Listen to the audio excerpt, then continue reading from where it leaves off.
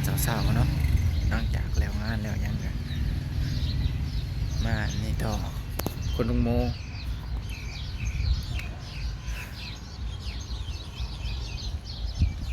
เมื่อวานนี่ก็ลงไปลินข้าวหนึ่งลงลินบุญก็ขึ้นมานอนเพียโอ้ลูกบุกเกือบบุกขึ้นเมื่อเช้านี่โอ้เน็ตปุ๊กเอาคนลุงโมคนบอกก็เลยมาลงไง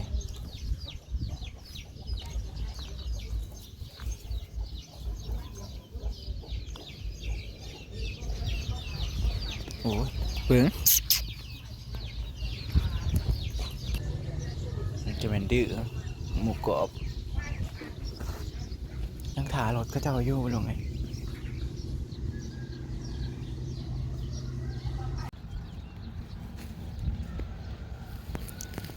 ก่อนสิไปลงไงมานี่มันก็ไปเก็บกระสอบก่อนยันมีกระสอบนั่นกระสอบหลายไปลงไงกระสอบเป็นกระสอบของซีเขาเจ้าเด้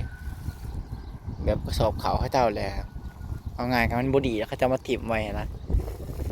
สอบดีสอบบดีเขาปนกันนะลายจังบ่ต้องซื้ออยากกระสอบบ่ต้องอยากซื้อกระสอบลงเลยโอ้เป็นกล่องบ่ใหญ่เลยภูเขากระสอบมาเก็บเอากระบะทุนนี่เก็บไว้กระบะทุนเอา30สอบแล้วปะเอา30หมกมูรถบ่ใหญ่ลงในสุดนี่มีแต่หมกมูรถหุ่นใดรถหุ่นใดเรากระบะทุน2 คันบ่คันหนึ่งเอาว่า2 คันเหรอตะกี้เรารถดับมันไม่รถใส่หรอ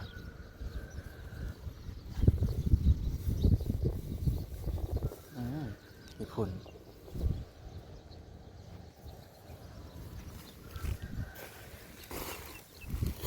โอ้สดดิวทุนกูเป้าเนี่ย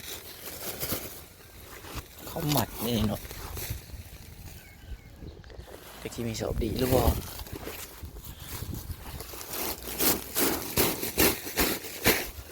ว้าตับดีอยู่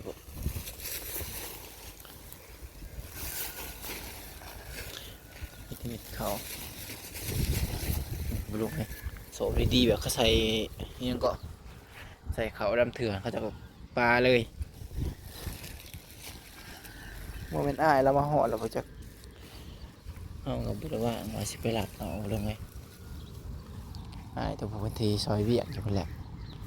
อันนั้นก็ไอ้บิน4 คนนั่นแหละไอ้มีไอ้คนหนึ่งมันแล้ววะไอ้บินตัวผู้นั่นนะผู้เห็นนั่นเอาลงไงผู้ได้เห็นผู้ได้จับผู้ได้บายนะมาว่าอยู่บ่ได้คือกันว่าให้น้องมอดลงไปหลัดเอาน้องมอดก็บ่ว่างมื้อนี้จักมาหอดเลยบ่มาคือกันเราอะอยู่บ่ได้คืนรถเมื่อคืนนี่มือเดียวกันกับน้องมอด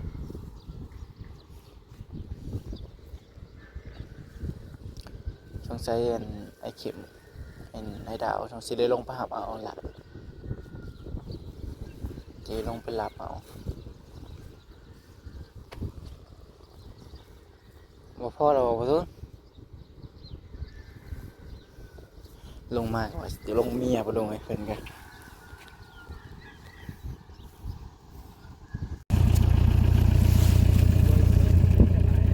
โอ้คักเลยนะมาหอดสวนแล้วลง2 คันมันมีรถใหญ่ใส่ก็เลยได้รถคนใดมื่นสิลงมาเอาตัวนี้ลงไงอาจจะมื่นเช้าขึ้นทาแขกไปแล้วลงโอ้บ่มีรถใหญ่เนาะรถไปกับผู้ที่ว่าไงกับมูนโบราณผู้ที่พอกระเทินหมักมู่หมักป่ายไม่ไปลงไงมันก็สิบ่ค่อยงามไปเลยเนาะคล้ายเพลงหมักมู่ยามนี่นะเพลงเลยคือว่านั่น1,000,000ซ้ำนี่น้อยเดียว1,000,000ก็มาน้อง1,000 ปลาย 2,000เนาะ1,000,000ไอ้ซา1,000,000ไม่เท่ายังบ่ได้ขึ้นบ่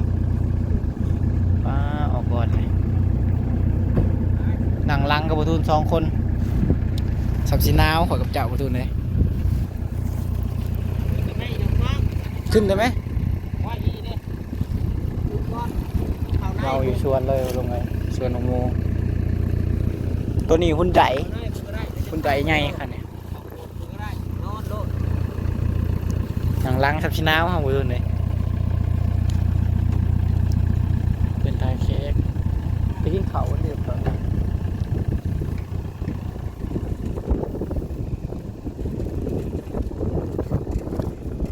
มาปิดก่อนนะสวนนี่แหละลงเลยแต่มันเรือหมากปลายมันดิ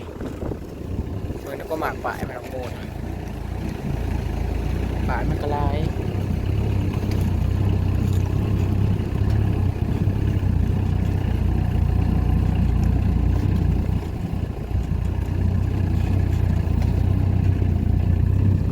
ทั้งพี่ก็จะปลูกหอยลายลงเลยแมนเบิดทั่วทีบเลยทางนี้เขาจะปลูกหอยมีดินเขาจะลายทั้งพี่นะแต่แบบมีบริษัทเขาจะมาลงทุนปลูกให้เขามีแต่แบบดินจะเป็นเจ้าดินแล้วก็เป็นแบบเผานะไปลุงแบบเผาเจ้าของเขาจะแบบบริษัทเขาจะมาลงทุนให้เบิดทุกอย่าง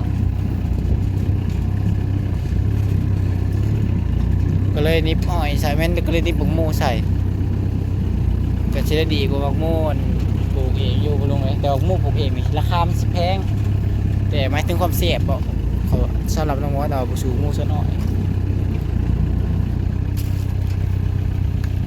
ปลูกง่ายนี่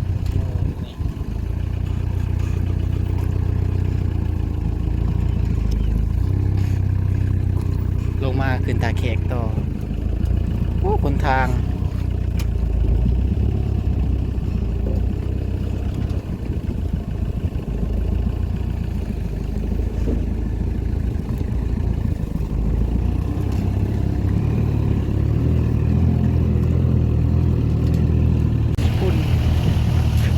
ญี่ปุ่นไงกรุ๊ปเรื่องรัง